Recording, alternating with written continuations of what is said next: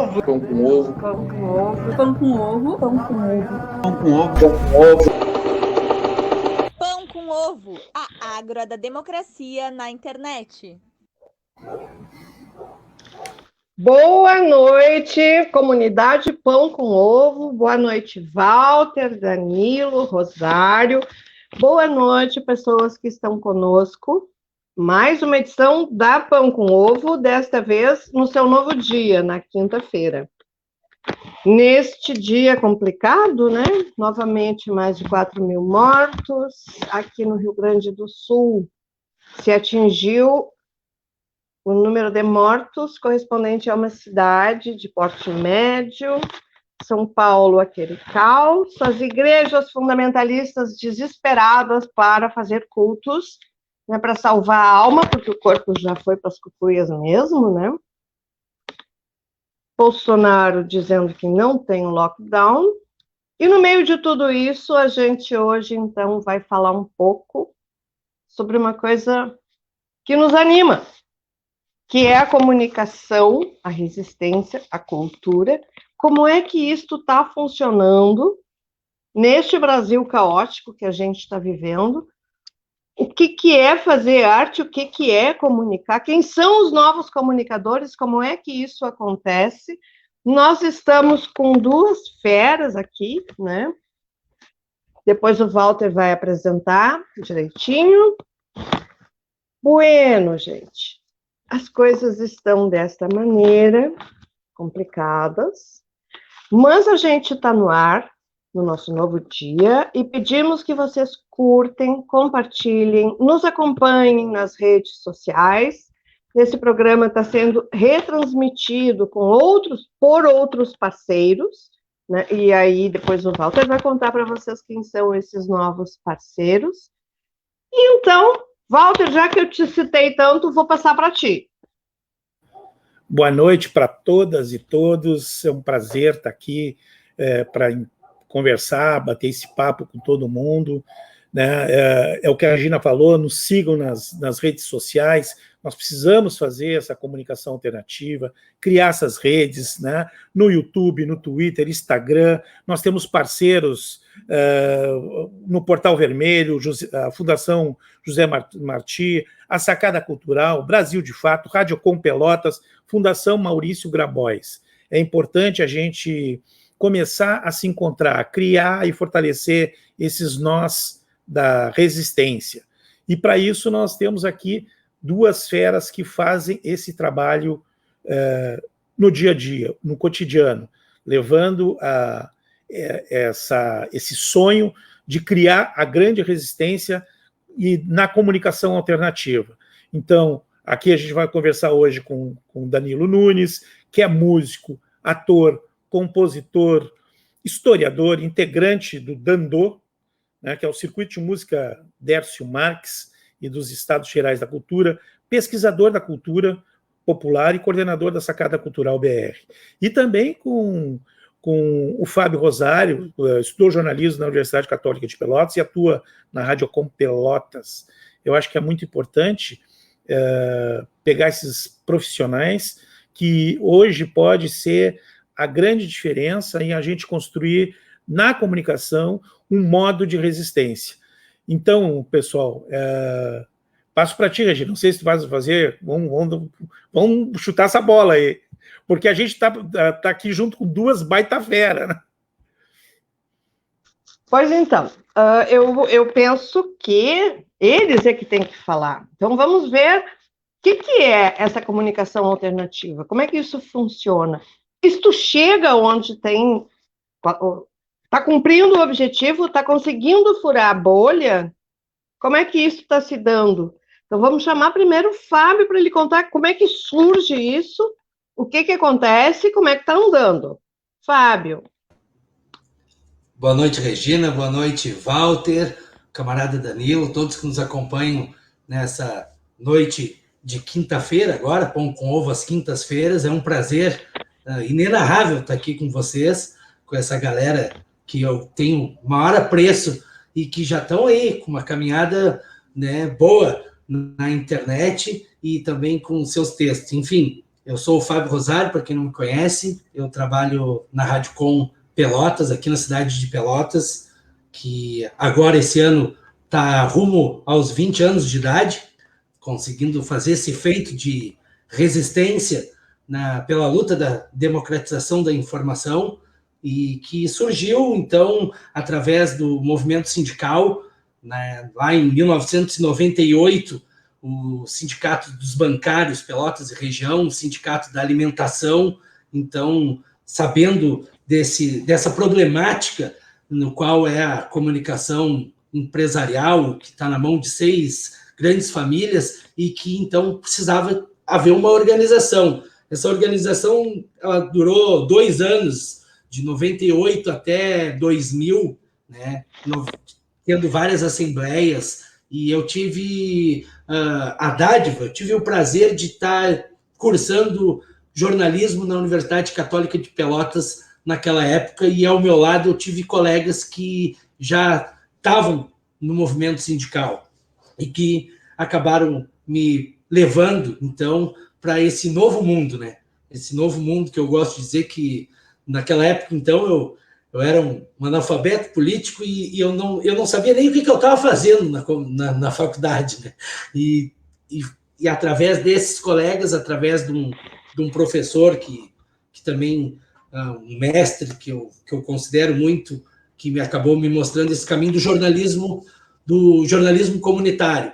Então, a rádio surge em 2000, tem a primeira tentativa no movimento negro na Universidade Federal de Pelotas, e os radiocomunicadores naquela época pegam um varal de bambu assim e puxam uma antena e fazem, então, a primeira experiência de transmissão para cobrir aquele movimento, aquela que estava tendo na Universidade Federal de Pelotas, no centro do ICH, o Centro de História e Ciências Humanas, e foi maravilhoso. Em 2001, então, 12 de 2000, a rádio entra ela vai ao ar, e a minha experiência se deu lá como estudante. Depois de um tempo, eu voltando a um vídeo no qual hoje eu me encontro de novo. Então, eu estou inserido hoje, depois de um bom tempo, com essa incumbência de a gente conseguir organizar uma associação dos movimentos sindicais, movimentos sociais, da sociedade, dos movimentos negros, LGBT, dos músicos, da cultura, para dar voz e vez a quem não tem voz e vez, e agora nesse mundo novo, que é um mundo de fazer rádio, fazer internet, fazer YouTube, Instagram, Twitter, e conseguir fazer o que a Regina, então, já provocando aqui, faz a pergunta de como que a gente fura essa bolha, como que a gente chega na casa do trabalhador, da classe trabalhadora, na casa do operário, na casa, ou melhor, como que a Rádio Com, aqui na cidade de Pelotas, conseguiu, durante esses 20 anos, chegar no bairro, né? Fazer valer o que acontece no bairro, porque aqui tem 2 jornais impressos de anos, no qual nunca noticiaram e não vão noticiar o que acontece com essa classe da sociedade que está à margem da sociedade, essa classe que pega o busão às 7 horas da manhã lotado, que trabalha 10, 12 horas para conseguir comprar comida.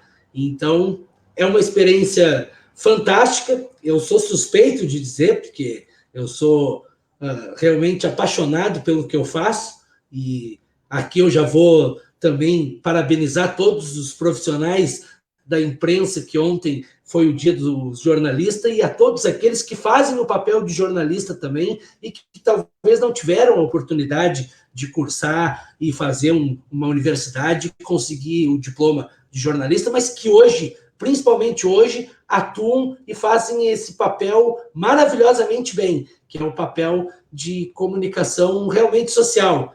E eu tenho essa clareza na minha cabeça que...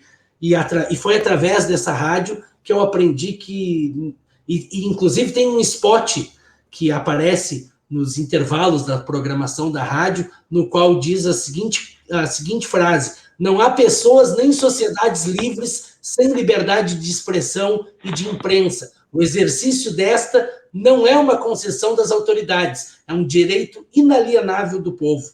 E é isso que a gente precisa e que a gente tenta fazer diariamente aqui na programação da Rádio Com.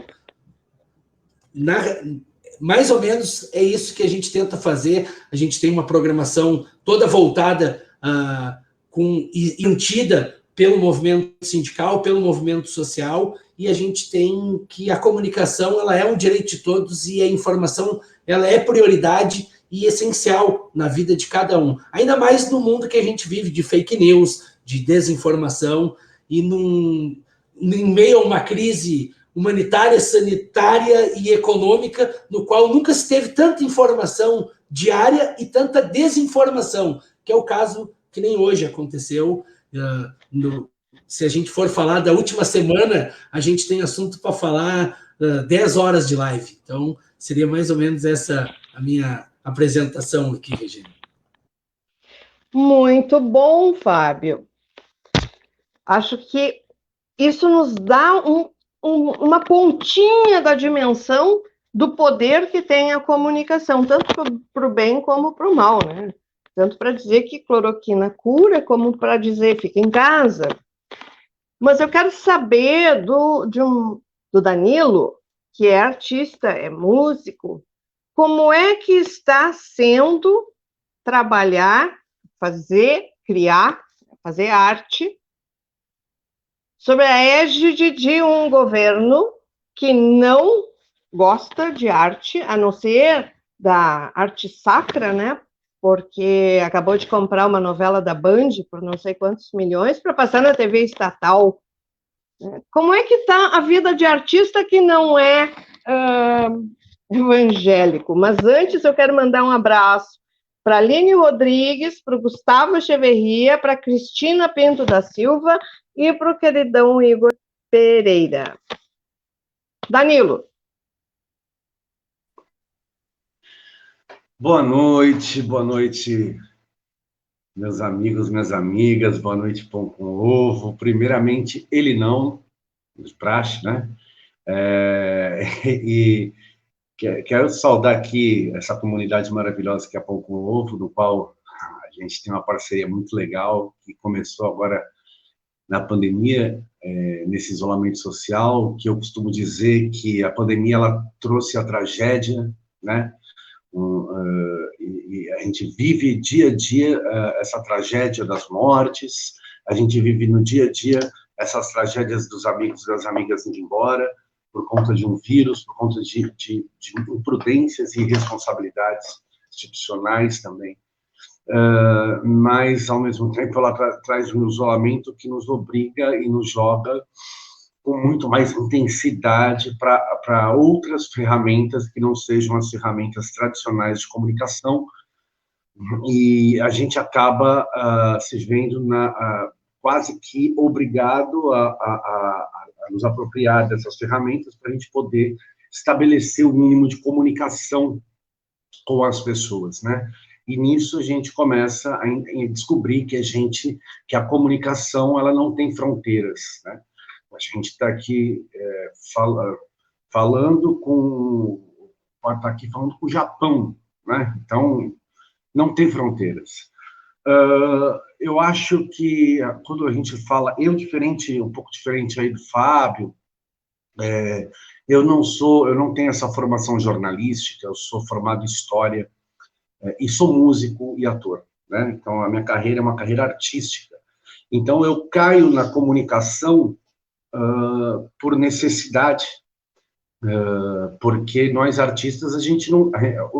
O ideal seria a gente poder contratar um assessor de imprensa, contratar um produtor, contratar uma produtora, contratar a produtora executiva, entendeu? O vendedor, mas a gente não tem essa condição, porque o Brasil ele não traz essa condição para a arte, né? Para essa expressão que é a arte, e a gente tem que ir se virando por nossa conta, quando a gente não está no grande mercado do show business, né? Então, a gente começa a fazer as coisas por uma necessidade individual, e a gente passa a entrar no universo, num campo muito amplo, dessa comunicação, desses grupos, né, dessas pessoas, desses lugares, que a gente se esbarra trabalhando com essas ferramentas alternativas. Eu acredito muito na cultura. A cultura ela está acima, né, de qualquer outro fator que a gente colocar aqui, como é o caso da arte. Porque a cultura, numa visão antropológica, ela vai te englobar tudo, né? O porquê que a gente está usando essa roupa que a gente está usando, o porquê que a gente faz uma live pelo StreamYard, no Facebook, em diversas outras páginas, o porquê a gente usa determinados termos, palavras, o porquê que a gente cria determinados bordões, jargões dentro de algum programa ou dentro de algum discurso. A cultura ela está sempre em movimento, né? Então a gente entende que esse processo cultural, desde o começo da humanidade, desde que a sociedade cria-se, desde que se existe civilização, cria-se a vida social, né? O ser humano, né, é a única espécie produtora de cultura. E a arte é essa expressão simbólica da cultura. Então a arte ela é justamente a nossa vivência do que é cultural, do que a gente aprende, né, dentro do mundo, dentro das experiências culturais, dentro da antropologia, dentro do próprio ser humano, e traz com a gente, e a gente começa a expressar, através de signos e simbologias, determinados produtos culturais que a gente vai criando. E a gente precisa estabelecer essa comunicação para a gente não ficar, como diz a Regina, como que a gente fura essa bolha? A gente precisa estabelecer essas formas de comunicação. Na verdade, eu acredito muito que, primeiro, a internet, ela veio, essas comunicações alternativas, essas ferramentas novas, ela quebra um monopólio, né? Por mais que a gente, hoje falaram para mim, pô, agora a Globo, a Record, faliram. Não, eles estão aí também. Eles estão na internet, eles já estão na internet com força total, entendeu? Mas o que acontece é que você abre uma brecha, você abre um espaço que talvez você não tinha nas ferramentas mais tradicionais, né? Porque já estavam dominadas, e a tendência é que isso aconteça aqui. Então, a gente corre às margens para que a gente consiga costurar todo esse espaço, e que esse espaço se defina por si próprio ali, dentro desse nosso trabalho, fique definido, estabelecido que aquele espaço é um espaço nosso, que na verdade a gente ocupa esse espaço, né? É o nosso ocupar. Então essa comunicação ela é de uma extrema importância, e feita hoje por jornalistas que têm suas funções. Muitas pessoas falam, pô, o papel do jornalismo, como que é agora? Agora todo mundo é jornalista. Não, o papel do jornalista é fundamental. Ele tem a técnica do jornalista, o que o jornalista traz, nenhum simples produtor de conteúdo vai trazer, né? O jornalista é fundamental dentro dessa história. Você sabe quando você está lendo um texto jornalístico, quando você está lendo um texto de Instagram de produtor de conteúdo, né? Você vai falar dos produtores de conteúdo e produtoras de conteúdo que podem auxiliar e complementar e dar outras brechas, outros braços aos trabalhos do jornalista, mas ele não supre o trabalho do jornalismo, e o trabalho do jornalismo é fundamental, né? Eu cheguei, dentro desse processo de isolamento social, eu comecei a fazer, só para também não me estender muito, comecei a fazer shows na sacada da minha casa, né? Logo na primeira semana de pandemia. Eu liguei a minha caixa de som e comecei a tocar para os vizinhos. E começou a dar um boom assim, na internet, porque as pessoas, muito mais do que um músico tocando, o que eu percebia que interessava as pessoas que estavam assistindo, era ouvir os vizinhos cantando e aplaudindo. né? Aquilo ali era o interessante daquela história. Porque o músico tocando tem... Quantas páginas vocês não ligam aí, não tem um músico tocando, né?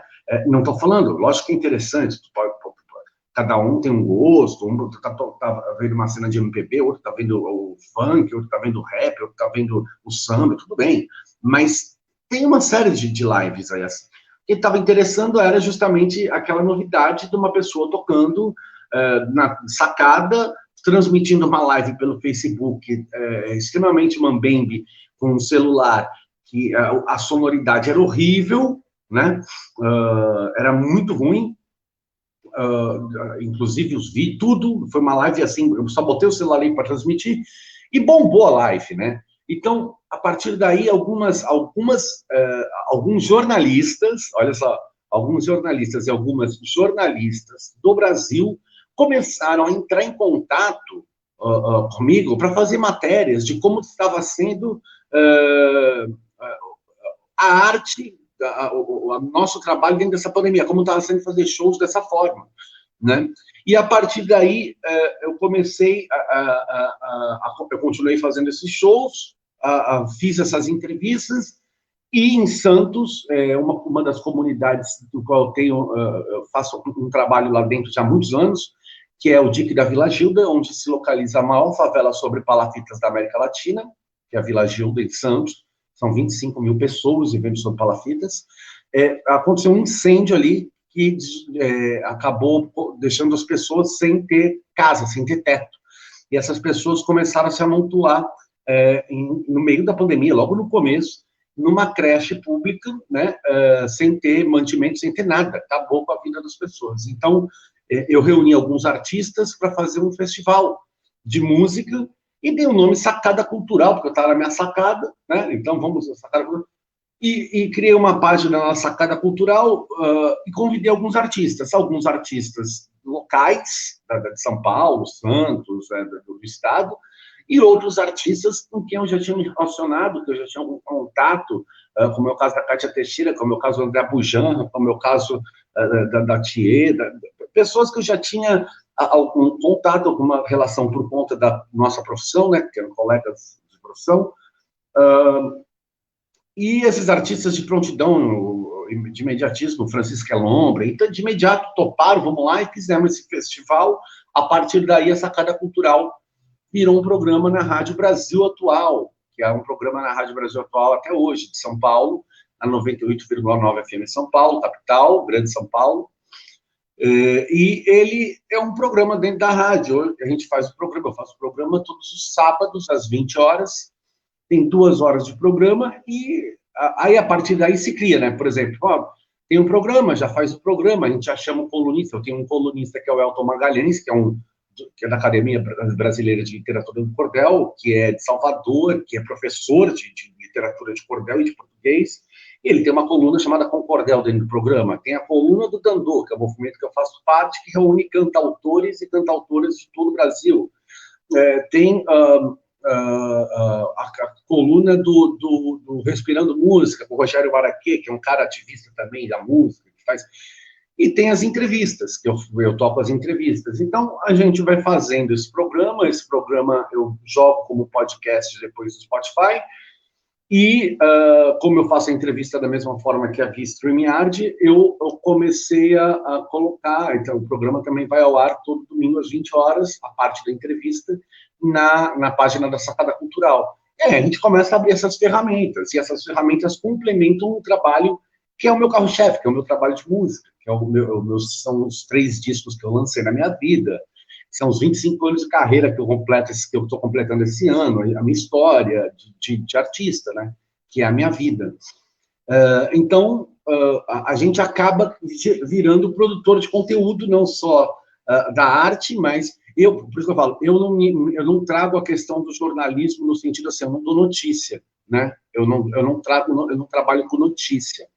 Eu trabalho com conteúdos que nem sempre eles são a própria notícia. Eles pode ser, por exemplo, uma música falando do momento atual, que eu acabei de compor, e eu ponho lá. Ele pode ser uma entrevista, que nem eu vou entrevistar semana que vem, agora, sábado agora, tem uma entrevista, a entrevista que vai ao ar é uma entrevista com a Raíssa Bittar. Aí, na próxima semana, eu vou estar homenageando o Sérgio Sampaio, que é um compositor falecido em 1994, capixaba, do qual sou muito amigo da família. Vou estar entrevistando lá Renato Pial, Edi Starr, a gente tem contato com o Xangai aqui. São pessoas que, algumas pessoas o Edi, por exemplo, gravou um disco comigo. Então, a gente vai utilizando isso aí. Então, eu não trabalho com notícias, né? Então, por isso, o trabalho, por exemplo, do Fábio, do jornalista, e de tantas outras jornalistas e jornalistas que estão aí, são de extrema importância para o meu trabalho poder acontecer, né? Então, eu acho que a gente está na era do produtor de conteúdo que complementa um trabalho de jornalista, que ajuda ao trabalho do jornalista, né? Mas o trabalho do jornalismo é fundamental. Isso. Bom, então, muito bom. O teu trabalho realmente é fantástico. É uma das parcerias da Pão com Ovo. Né? Tem bastante gente assistindo. E eu trago algumas questões que eu vou deixar aqui, antes de chamar o Walter. Primeiro, eu quero dizer para vocês que, no final do programa, nós teremos um vídeo do Danilo, maravilhoso, onde vocês vão poder, quem não conhece ainda, conhecer um pouco deste trabalho que ele faz. Então, não saiam quando terminar o programa, porque o vídeo é fantástico. Eu quero levantar algumas questões. A primeira parece que a internet democratizou o acesso à arte, à cultura e à comunicação. Não sei, na opinião de vocês, né, até onde isso é verdade, porque ao mesmo tempo em que amplia também a forma nefasta do uso da internet, e a gente está vendo isso, né? Teve um presidente genocida que foi eleito com um grande auxílio de notícias falsas. Aliás, eles têm um exército, né? Quem fica nas redes, assim, e controla e vê, é um exército. Realmente, o gabinete do ódio existe, é forte. E eu acho que nós não conseguimos acompanhar isso, até porque nós não somos profissionalizados para isso, como eles têm gente. Outra questão que eu acho que é importante se passar a pandemia, nunca mais as coisas vão ser como eram, mas a tendência é que, passando a pandemia, diminua um pouco este número de atividades online. Então, é mais provável que os shows ao vivo, com o público, eles voltem. Eu estou louca para ir a um show, estou louca por uma aglomeração, né? Quem não está? Como é que a gente vai conseguir organizar este povo todo, essa sublevação que deu, como é que a gente vai reunir, como é que a gente vai organizar para que isso não se perca, né? Num país onde Regina Duarte e Mário Frias são, né, o desejo máximo do governante para tratar de cultura, onde a comunicação é tratada por um gabinete militar, né? Como é que isto fica? Então, antes de vocês comentarem sobre isso, eu peço de novo, curtem, compartilhem e nos sigam nas redes. Nós precisamos de mais inscritos no canal do YouTube, no Instagram e no Twitter. Está passando aí o endereço. Mas vamos ver o que o Walter tem para falar e nos contar. Muito bem, a Regina já falou aí da importância de nos seguir na rede. Isso que o Danilo colocou foi muito importante, e o Fábio também, que apesar dessa pandemia, fez com que tivéssemos que arranjar alternativas, porque se diz bastante que esse setor cultural foi o que mais impactou, e de primeira impactou, e vai ser o último a sair, vamos dizer assim, se é que a gente pode chamar da crise, porque a gente está vendo da dificuldade que está sendo essa questão das vacinas, né, e que faz com que as pessoas, ou quem consuma a cultura, quem aproveita a cultura, demore muito para voltar a ir ao teatro, para voltar a assistir um show. E a mesma coisa, e aí eu quero perguntar para vocês dois, eu estava conversando com o Fábio antes, tem muita gente fazendo o que estamos fazendo, né? É muita quantidade. Como é que a gente consegue estabelecer um padrão de qualidade para isso, para esse tipo de produção que a gente está fazendo?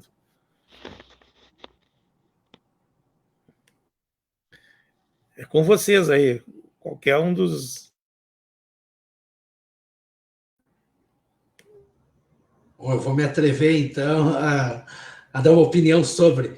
Eu penso que tem dois marcos assim que a gente não pode esquecer, falando em relação ao que está acontecendo hoje em dia no mundo virtual, em especial nas mídias, e que nem eu e nem a maioria de quem trabalha com comunicação imaginava acontecer, que é esse festival, essa cascata de informações, como bem a Regina lembrou, uma eleição que foi ganha através de grupos do WhatsApp, gabinete do ódio, é muito bem planejado, né? Muito bem planejado.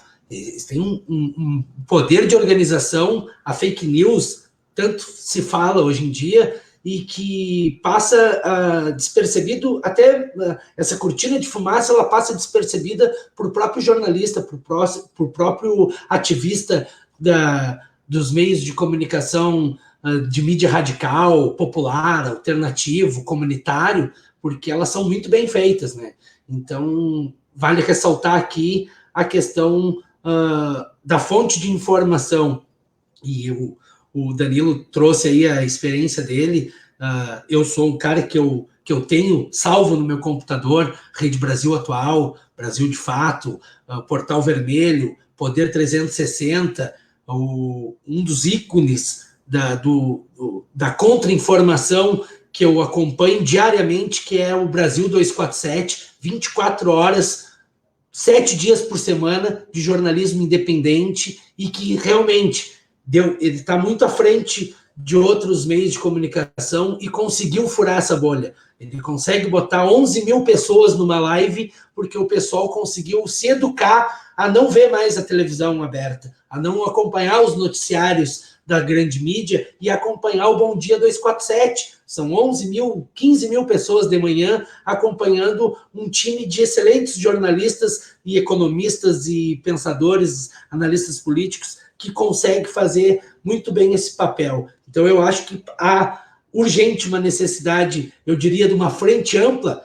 da comunicação, né? Juntar esses meios alternativos, ou melhor, esses meios que têm posição, esses portais de esquerda, para conseguir, então, que a notícia de qualidade, a notícia que vai impactar e que vai mudar a vida dessas pessoas chegar, mas a gente não pode acreditar que o Facebook, que o Instagram, que o YouTube, eles estão deixando a gente trabalhar, né?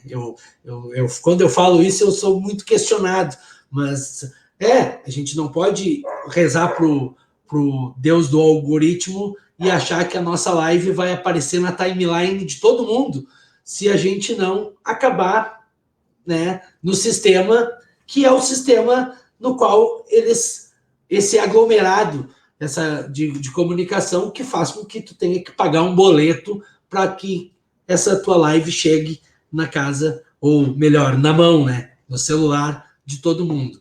Então, e a gente tem que pensar nesse marco, que lá nos anos 2000, quando teve o estouro da blogosfera, que também ninguém esperava, e aí começou a surgir aquele monte de blog, e que começou a surgir, então, uma outra maneira de se comunicar, uma outra maneira de se ver a comunicação, a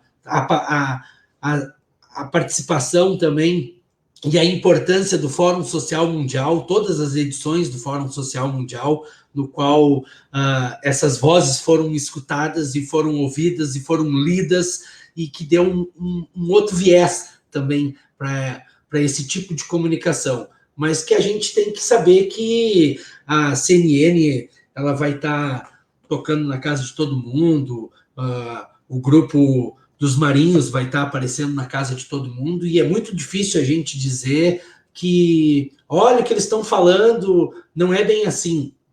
E a gente tem que conseguir isso de outras maneiras. A pandemia, em especial, essa onda de lives, ela proporciona com que a gente esteja agora os 4 aqui, um em cada canto, se reunindo e fazendo uma transmissão ao vivo, e que o pessoal que está nos acompanhando possa compartilhar, e o pessoal que está... E ela vai ficar disponível. Então, tem isso que é fenomenal. Ela vai ficar disponível, né, nas redes.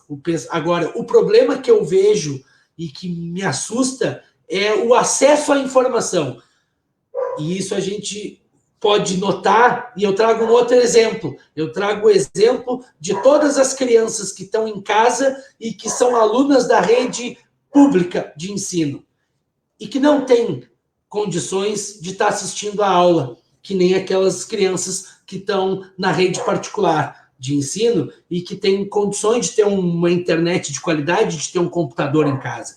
E esse é o exemplo mais claro que eu trago. São milhares e milhares de crianças que não têm internet em casa e que, se tiver, tem um aparelho de computador em casa e como é que fica? E aí está o exemplo do estado aqui do Rio Grande do Sul, onde o governador, em meio a esse caos que está, querendo abrir e voltar às aulas presenciais. Por quê? Porque ele não consegue fazer com que a aula chegue na casa da criança. E isso é um problema de acesso à internet, é um problema de informação, é um problema de comunicação, no qual o Brasil todo vive há anos, que a gente conseguiu romper, então,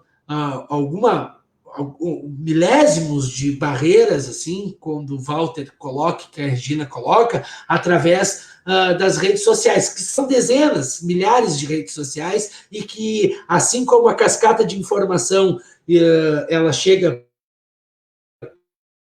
para mim, dos dias, cara, acontece que existe uma nova rede social, e aí é o TikTok, é uma loucura, é uma loucura. O Twitter é um grande canal de comunicação que resiste e a gente consegue extrair boas informações, mas a gente tem que ter boas fontes de informação. Então, essas parcerias, assim como a Pão com Ovo, quando abre a sua programação, coloca que tem a parceria aqui da Radicom, da Sacada Cultural, do Instituto, do Portal Vermelho, do Brasil de Fato, essas parcerias é que vão fazer com que essa democratização da informação aconteça. Não como a gente gostaria que acontecesse, porque para isso é uma disputa desleal, é uma guerra desleal. A guerra da comunicação, ela está aí. A gente pode ver durante essas últimas 2 semanas, o que está acontecendo na política. Essa troca de ministério, a questão da troca dos exércitos, né, dos que estão à frente do exército, e a cortina de fumaça que a gente está contando o número. Que ontem caiu 18 Airbus no Brasil, morreu mais de 4.000 pessoas, e eu abro o noticiário falando que morreu 4.000 pessoas, né? E o pessoal está 1 ano escutando esses números, e tem um comentarista, um professor aqui da Universidade Federal de Pelotas, do curso de Relações Internacionais, que ele fez eu mudar a maneira de pensar, em especial nos noticiários, como eu digo, nos boletins do coronavírus, que eu trago diariamente, o boletim local, o boletim estadual e o boletim nacional. E ele me fez a seguinte questão: se tivesse caindo míssil, bomba na cidade de Pelotas, as pessoas estariam na rua? Não, as pessoas não estariam na rua, né? As pessoas não estariam na rua. E aí vem toda essa discussão política, econômica que o pessoal... E que o governo não se organizou. E aí a gente vem falar aqui que o governo não se organizou, que o governo não comprou a vacina na época que tinha que comprar, que o governo tá debochando, dando um auxílio emergencial de R$150, enquanto o gás de cozinha custa R$100, é um deboche. E aí tem fila de gente na UTI e as pessoas morrendo sem acesso à saúde pública. Por quê? Uma falta de organização. E hoje, antes de chegar aqui, eu estava na programação da rádio, com um programa que eu apresento diariamente, que é o Contraponto, no qual a Regina participa, o Leonardo, o Igor, essa galera toda da Pão com Ovo participa semanalmente, e o professor de Ciências Políticas aqui da Universidade Católica de Pelotas hoje colocou essa questão, porque esse governo ele tem um planejamento muito organizado. Então, quem está à frente, que é o presidente Jair Bolsonaro, ele tem um plano de cuidar a família dele e os amigos dele, a família, que nem ele já disse, não é eu, Fábio, jornalista, que estou dizendo, ele já deixou claro isso, dizendo que ele está preocupado em conseguir alguém da Polícia Federal para cuidar da família dele, cuidar dos amigos dele. Mas nunca se teve tanto militar, nunca na história do governo se teve tantos militares à frente de um governo. Então, esse plano genocida é um plano organizado. E o fascismo e o nazismo só conseguem força num momento de crise, num momento de medo, num momento em qual o presidente vai lá e bate palma num jantar com empresários enquanto morreu 4.000 pessoas ontem. Morreu 4.000 pessoas ontem e o presidente estava num jantar com os empresários, batendo palma, todo mundo achando que esse é o caminho. E como que a gente faz, então, para mostrar para a população que é desfavorecida, que não tem condições de entrar na internet, que não tem condições de receber a informação da Rádio Com, da Pão com Ovo, do Rede Brasil Atual, do Brasil de Fato, do Portal Vermelho, que não sabe nem que existe, que a gente vai dizer que não, que cloroquina não funciona, porque é cientificamente comprovado que cloroquina não funciona. É cientificamente comprovado que os países que fizeram lockdown conseguiram melhores resultados. Os países que se organizaram e compraram vacina são os países que estão conseguindo melhor resultado e diminuindo o número de infectados e de mortes e conseguindo, talvez, organizar a sua economia. Por quê? Porque a grande mídia não fala isso. A grande mídia não fala isso. A grande mídia não vai falar isso, até porque a grande mídia está preocupada com a aparição, ou melhor dizendo, as entrevistas que o ex-presidente Lula deu na CNN Internacional, que deu numa live respondendo os jornalistas, enquanto o presidenciável sai todos os dias no palácio atacando uma metralhadora para aqueles profissionais de imprensa que estão ali com o microfone direcionado para ele, e que só na pandemia morreram 169, segundo a FENAGE, o último balanço da FENAGE, 169 jornalistas morreram na linha do fronte, assim como os enfermeiros estão na linha do fronte, essa hora tem alguém como repórter na porta de um hospital, na porta do necrotério, na porta da UBS, na porta da UPA. E esse é o grande lance que a gente tem que discutir, é de como que a gente vai fazer para conseguir chegar lá. E a rádio no qual eu trabalho, ela só existe e ela só resiste porque ela é feita de uma soma de vivências diversas, com o objetivo de romper essa bolha de informação, que é a informação comercial, revelando, então, os músicos locais, revelando os movimentos sociais, revelando os movimentos negros, os LGBTs, movimento do antimanicomial, o movimento pela liberdade de expressão, onde sem diversidade de vozes não vai haver democracia. Se a gente ouvir só um lado, não vai haver democracia. E é o grande lance que eu digo. E aí, qual é a minha preocupação hoje como jornalista? É como que eu vou trabalhar essa cascata de informação, vou botar no funil essa cascata de informação, vou editar essa cascata de informação e vou passar para o público ouvinte, internauta que acompanham, quais são as melhores maneiras de a gente se cuidar numa pandemia que aqui na cidade de Pelotas tem mais de 30 mil infectados. O uso de máscara, o uso de álcool gel, o distanciamento social. E aí eu fecho o meu pensamento, que eu já me passei aqui, na questão de que é urgente esse acesso da informação, a democratização da informação, no sentido que a gente possa, talvez, conseguir chegar nas eleições de 2022 e ir para um segundo turno.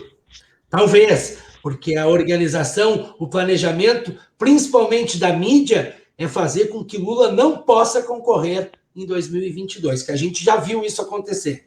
A gente já viu isso acontecer e esse projeto está em pleno curso, junto com os militares, junto com os empresários, junto com os evangélicos, porque hoje a discussão no STF era para ver se abriu o culto. Por quê? Essa discussão não é porque a fé das pessoas tem que estar garantida, porque senão as escolas estariam abertas. Então fica aqui mais um desabafo do que uma análise aqui.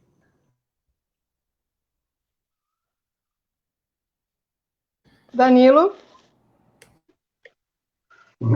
Como eu acho maravilhoso a fala do Fábio, perfeito. Eu acredito, já tinha falado na minha primeira fala, em relação à questão da cultura numa visão mais antropológica. Eu acho que a gente, e quando eu falo a gente, eu falo esquerda, né, progressistas. Eu acho que em determinados momentos a gente perdeu a mão. Não no sentido da comunicação só, mas o entendimento de que essa cultura ela vai se transformando e se modificando, a ponto de a gente precisa que a pessoa escute a gente. Para que ela escute a gente, ela precisa abrir a porta da casa dela. Primeiro passo, ela precisa abrir a porta da casa dela.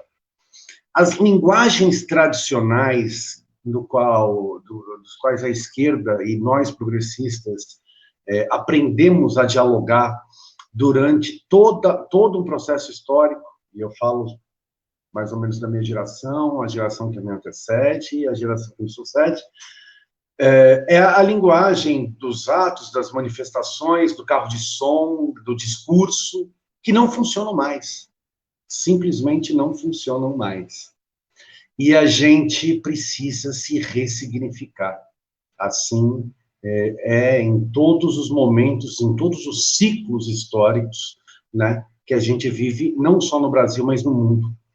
Então, mais do que colocar que, por exemplo, óbvio que o sistema, ele tem as suas organizações, tem as pessoas que ele elege, seus representantes daquele monopólio em determinados momentos, mas a gente não pode esquecer que esse sistema é um sistema que desde que nasceu, era fadado à falência, porque coloca o capital na frente do ser humano. E é um sistema que faliu, que está quebrado, sim, ele está quebrado. Sim, existem os monopólios. E sim, existe um contexto histórico de muitos e muitos anos desse sistema.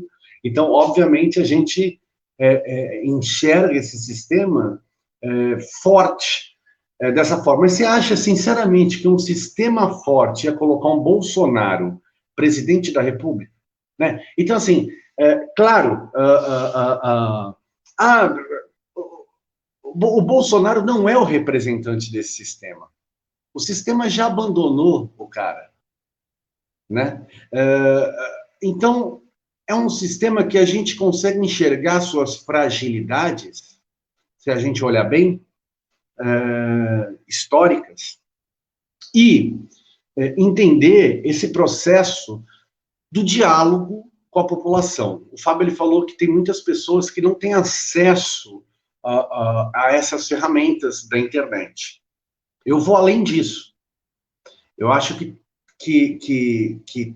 tem dificuldades de acesso, mas, veja bem, eu acredito que tem acesso eu não sei se conseguiria fazer uma aula, entende? Online, por conta da qualidade de internet daquela região, sim. Mas tem alunos e alunas dentro das palafitas e não tem um ou uma aluno ou aluno que não tem o celular e não tem o acesso à internet para ver Facebook, tudo. Agora, o que acontece é o que eles e elas escolhem para ver, né? Por exemplo, a gente tem uma sequência, uma sobrecarga de lives, de shows, de entrevistas nesse momento. Agora, nesse exato momento, quinta-feira, às 20h50, a gente tem aí essa live acontecendo junto com mais de 300 mil outras lives acontecendo na internet. E por que uma pessoa escolheria essa live para assistir, né? Claro, vamos divulgar as parcerias, a forma de divulgação, de marketing, de tudo isso é fundamental. Mas a forma que se traz o conteúdo e o que eu quero com esse conteúdo é mais fundamental, porque é exatamente isso que vai abrir a nossa estratégia, né? Então, assim, hoje você vê, por exemplo, em São Paulo, quantas vezes eu não... Antes da pandemia, se põe um carro de som de um sindicato, de uma entidade estudantil, de uma entidade de mulheres, de uma entidade de trabalhadores, de cultura, disso, daquilo, a gente põe um carro de som, botava um cara discursando, ficava a bolha. Gente, quem escuta os nossos discursos somos nós, a gente não pode mentir para a gente mesmo, né? Nós escutamos os nossos discursos e batemos palma, entendeu? Porque a pessoa que passa na rua e tá vendo um cara gritar no carro de som, atravessa a rua, bicho, entendeu? Eles atravessam a rua, e eu vejo isso acontecer o tempo inteiro, entendeu? Ninguém quer saber disso, ninguém quer saber dessa, não é que não quer saber da notícia, é que é a forma com que a gente chega. E a cultura se transformou, o mundo é outro, as formas são outras, o time e o tempo é outro das pessoas. A gente não vai conseguir pegar o Capital, do Karl Marx, pegar esse livro, dar na mão de um jovem e acreditar que aquele jovem, descendente da geração que combateu a ditadura militar, vai pegar o livro e vai ler o Capital e vai ficar discutindo em cafés filosóficos. Não existem mais cafés filosóficos, a não ser o que a gente produz. O que a gente produz para nós mesmos, no sentido de nostalgia, num sentido muito mais nostálgico do que efetivo, entendeu? Então, assim, e aqui eu estou falando, nós, me incluindo dentro de tudo isso, né? Sou do mesmo time, do mesmo processo. E não tem como a gente deixar de lado essa questão de, assim, o problema não é que a gente é fraco, ou que a gente não profissionaliza ou dá dinheiro para as pessoas ficarem agindo como robô na internet. O problema é que a gente não se apropriou dessas ferramentas. O problema é que a gente nos mantivemos em ferramentas que, com o tempo, elas ficam ultrapassadas e vão ficar cada vez mais, né? O problema é que a gente se apega em falas e discursos que são chavões e que todo mundo já conhece, né? Quando a gente fala a luta de classes, a burguesia, a gente pode falar a mesma coisa, usando outras formas de discurso, porque hoje o tempo é outro, a cultura no sentido antropológico dessa palavra é outra, o mundo modificou e as pessoas... como que você consegue prender a atenção da pessoa para, no mínimo, ela disputar? Porque você pode fazer um discurso maravilhoso, meus amigos e minhas amigas. Se a pessoa não quiser disputar, esse discurso de nada vale. De nada vale. A gente pode fazer uma live maravilhosa, se não tiver gente aqui assistindo, que esteja fora do nosso meio, da nossa bolha, isso não vai valer de nada, porque essas pessoas já foram lá na última eleição e votaram no professor, não querendo que o Bolsonaro se elegesse, né? E a gente tem que ampliar a nossa rede, ampliar os nossos braços. E para a gente fazer isso, para a gente conseguir dialogar com a periferia, com a classe média, com tudo, a gente precisa entender o discurso que está se fazendo. Então, por exemplo, o Fábio citou Reels, né? Que no Instagram surge Reels. Agora tem uma outra ferramenta que surgiu, né? Agora tu consegue fazer uma interação através de Reels. Você consegue fazer interação com o do outro, gravar respondendo. Então, eu gravo um Reel, você consegue. Então, assim, essas ferramentas, a gente olha e fala, nossa, mas que doido isso, né? Que coisa. Que às vezes enche o saco mesmo. Eu confesso para você, eu como artista sempre me enche o saco, pegar, tem que ficar entrando naquele que a gente pode tratar até com um determinado preconceito como modismo. E não, na verdade não é modismo, são só formas de comunicação que vão se modificando. E olha só, e aí o Instagram, por exemplo, ele é uma potência hoje, né? O Instagram, o Facebook ainda é uma potência, mas o Instagram está tomando esse espaço. E as pessoas estão indo para o Instagram. E o que é o Instagram? O que tem diferente o Instagram do Facebook? O Instagram é uma rede social, ela veio para ser uma rede social de fotos, e de fotos espontâneas. Ou seja, eu estou aqui na minha casa, tomando meu café da manhã, eu tiro uma foto minha, e aquilo vai chamar atenção. Se você for colocar um flyer no Instagram, um banner de divulgação do evento, aquilo ali não vai fazer efeito nenhum, porque o Instagram ele não é uma rede social para aquilo. Então, assim, as redes sociais que vão se criando é a rede da invasão, é a rede da exposição, é o tempo inteiro a exposição, é o tempo inteiro a exposição. Então a gente precisa se expor para a gente conseguir chegar nesse público. Ninguém se expõe ali, mas as pessoas fingem que se expõem. As pessoas fingem que se expõem. E as outras pessoas curtem aquilo que a pessoa está colocando. Ou você acha que uma pessoa se resume só no que está ali no Instagram? O ser humano é muito complexo, vai além de tudo isso. Mas o Instagram é uma rede espontânea. Então, se você produzir um conteúdo, criar e arrumar todo direitinho, tintim por tintim, arrumar um discurso, colocar no Instagram, ele vai ter menos efeito do que se eu chegar no Instagram e falar assim, puta merda, caramba, consegui, não deu certo, caramba, errei. Isso vai ter muito mais efeito. Entendeu? Isso vai ter muito mais efeito. Então, essa forma de comunicação, que a gente fala da exposição, mas a gente também está falando de uma falsa exposição, mas de um jeito de a gente conseguir interagir com quem está do outro lado. Senão, o nosso discurso socialista, comunista, anarquista, social-democrata, seja lá o que for, não vai chegar e nunca vai chegar ali. As pessoas vão continuar. E outra, mais uma coisa. Gente, eleição, a gente tem que entender que a gente está disputando uma coisa criada pelo sistema. A eleição não é criada pelo povo. Eleição é criada pelo sistema. A gente disputa um processo eleitoral dentro do sistema. Por quê? Porque a gente acredita que é importante ocupar os espaços de fala. Ponto. A gente não tem que se iludir que a gente vai disputar uma eleição e fazer a revolução e mudar o mundo. Porque não existe, nunca se mudou nenhum sistema por vias eleitorais. Me dá um momento na história que se modificou em algum lugar no mundo um sistema inteiro através de uma eleição. Nunca.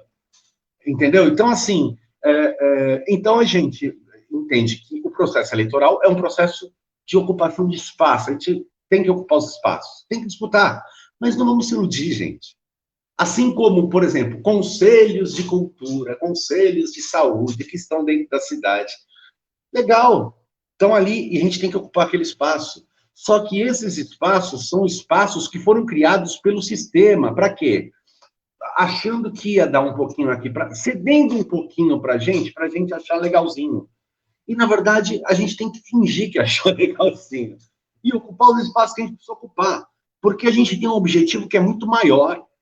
E dentro desse objetivo maior, necessita demasiadamente das ferramentas de comunicação e muito mais do que as próprias ferramentas é do ser humano que está ali. A gente se apropriar dessas ferramentas e saber o que a gente vai falar e como que a gente vai falar. Porque senão o outro lado, se o outro lado não está disposto a ouvir, acabou a conversa. É isso. Excelente, Danilo, excelente. Uma crítica muito bem colocada. Eu acho que todos nós estamos de parabéns. Já vou passar para a Regina, mas antes eu queria reafirmar que a gente está nessa luta e a comunicação alternativa é um pouco disso, né? Nos sigam nas redes sociais, divulguem, porque é importante, né? Importante a gente criar esse nó, essa rede, para que a gente possa fazer resistência para um pensamento crítico, tal como o Danilo agora colocou, e colocou muito bem também o Fábio Rosário com essa crítica contundente que fez. Regina, é contigo? Parece que temos um vídeo, né? Temos. Então, eu só queria dar um alô para a Lorizete Leão, para o Fernando Rosário, Paulo Paulinho, Marisa Bart, Zuleika Lung e a Jane Caetano. Então, nós já passamos de 1 hora de programa. Foi tão maravilhosa essa conversa que a gente nem sentiu o tempo fluir, né?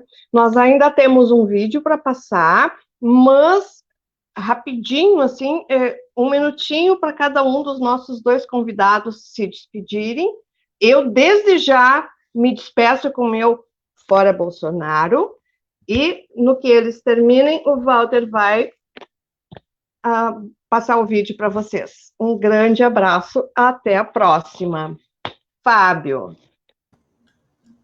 Obrigado, Regina, Walter, baita participação aí, Danilão, legal demais aí, e nunca foi muito bom de despedida, né? Aliás, não quero me despedir, quero seguir com vocês aqui, e fora Bolsonaro, vacina já, e agora vai ser mais difícil deles conseguirem nos calar, né?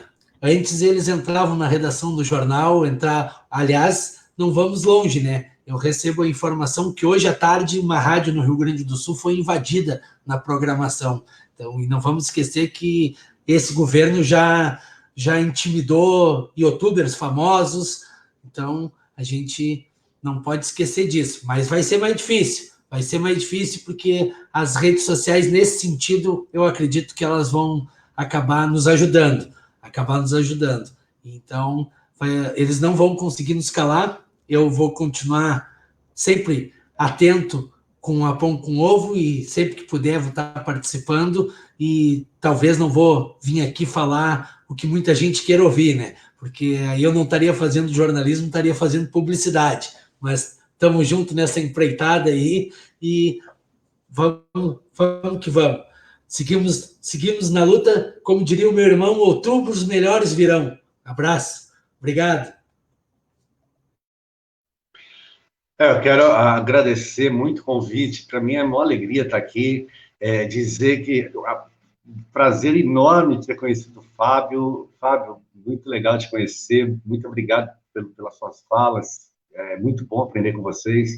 E Walter, Regina, que assim, já a Pão com Ovo, a Sacada Cultural parceira, eu, muito mais do que um parceiro, já me considero um membro da Pão com Ovo. Então, assim, eu estou aqui com vocês, já tenho uma afinidade muito grande com vocês todos e todas, e para mim é uma alegria muito grande poder compartilhar de momentos assim com vocês, poder contribuir e poder aprender com vocês. Então, eu só tenho a agradecer. Então, deixo aqui a todo mundo também que está assistindo, um beijo grande para vocês, vi vários comentários passando aqui, obrigado, valeu, gente, e eu estou à disposição da Pão com Ovo, sempre. Obrigado, Fábio, prazer em te conhecer, viu, meu irmão? Muito bom. Obrigado, Danilo, valeu. Beleza, e que agora vem o vídeo.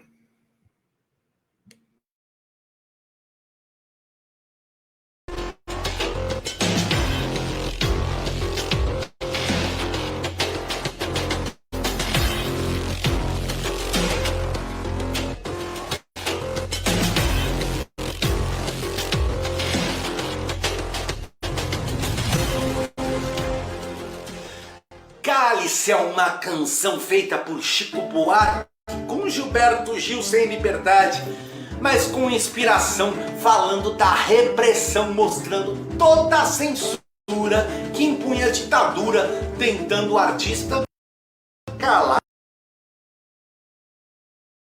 não deixando se expressar, limitando a cultura.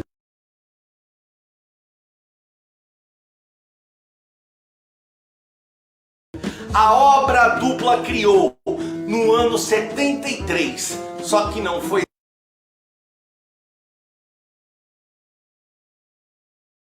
dessa vez que aos ouvidos chegou, porque Chico só gravou em 7/8 a canção, e aquela gravação foi feita em outra parceria, e ela se transformaria em clássico para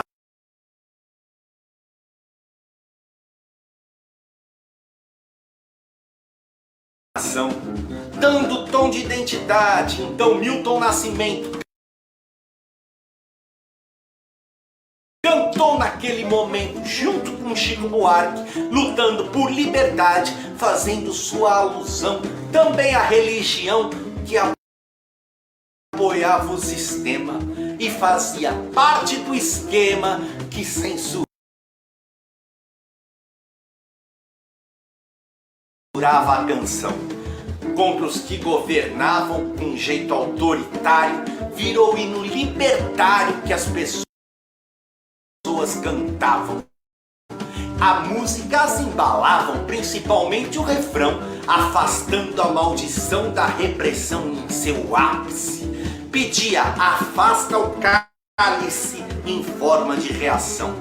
Metáfora colocada, cantada em simbologia, fazendo a analogia da música temperada com a mensagem afiada, pedindo em tom sagrado. Causou certo desagrado, mas não iriam calar, se pôs o povo a cantar, dito como desregrado.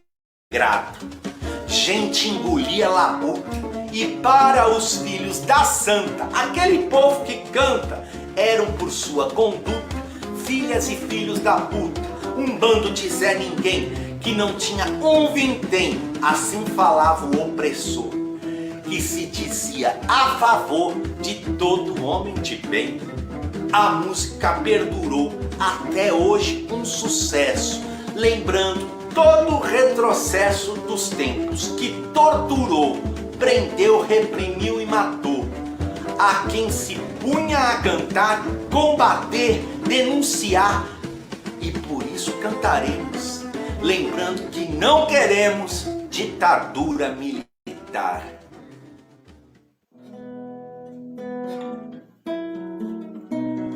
Pai, afasta de mim esse cálice, Pai.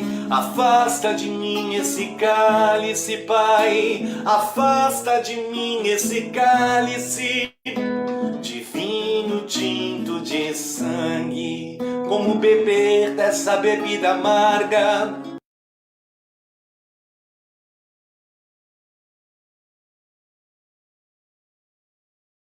Tragar a dor, engolir a labuta, mesmo calado, a boca resta o peito, silêncio na cidade não se escuta. De que me vale ser filho da santa? Melhor seria ser filho da outra realidade menos morta. Tanta mentira, tanta força bruta, Pai. Afasta de mim esse cálice, Pai. Afasta de mim esse cálice, Pai. Afasta de mim esse cálice de vinho tinto de sangue. Como é difícil acordar calado, se na calada da noite eu me dano. Quero lançar um grito desumano, que é uma maneira de ser escutado. Esse silêncio todo me atordoa. Atordoado eu permaneço atento, pra que bancada em qualquer momento ver emergir um monstro da lagoa, Pai. Afasta de mim esse cálice, Pai. Afasta de mim esse cálice, Pai. Afasta de mim esse cálice de vinho tinto de sangue. De muito gordo a porca já não anda, de muito usada a faca já não corta. Como é difícil, Pai, abrir a porta, essa palavra presa na garganta. Esse pileque homérico do mundo, de que adianta ter boa vontade? Mesmo calado, peito resta a cuca dos bêbados do centro da cidade, Pai. Afasta de mim esse cálice, Pai. Afasta de mim esse cálice,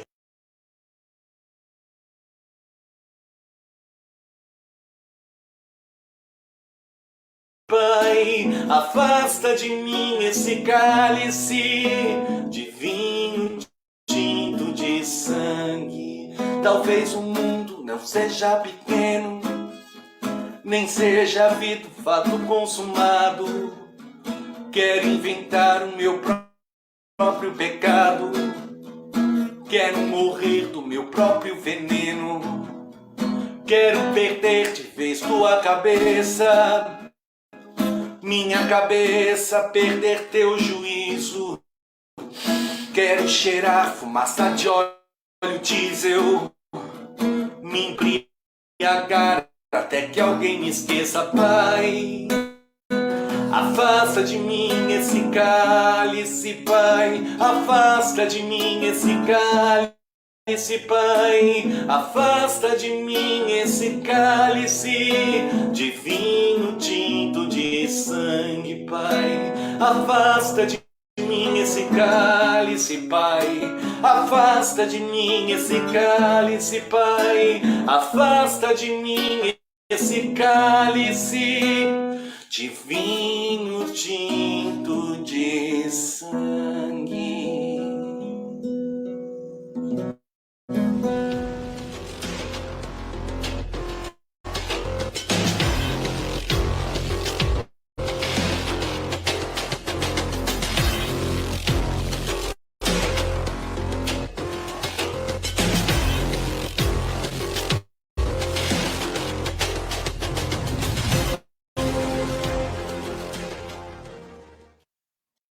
Pão com ovo. Pão com ovo. Pão com ovo. Pão com ovo. Pão com ovo. Pão com ovo. Pão com ovo.